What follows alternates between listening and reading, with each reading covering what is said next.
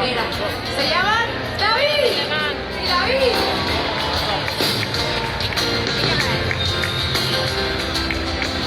A la guitarra y al bajo. Imagino que sabréis, no lo he explicado, pero bueno. Al teclado lo he presentado antes, pero quiero presentarle una vez más a la maravillosa Maite.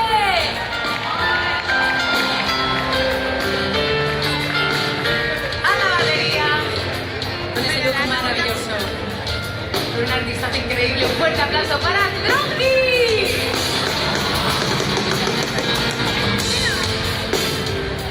Y mis maravillosas coristas, preciosas, artistazas. Fuerte aplauso para Susa y Mariole.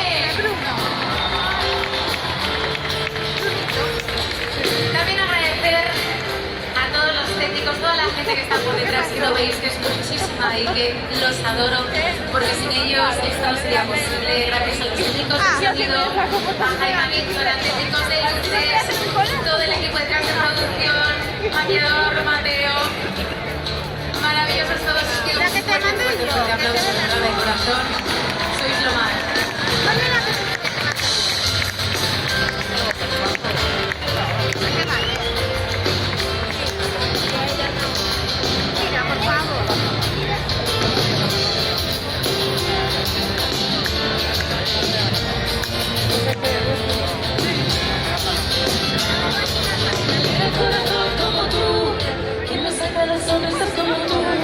Vaya, pasa.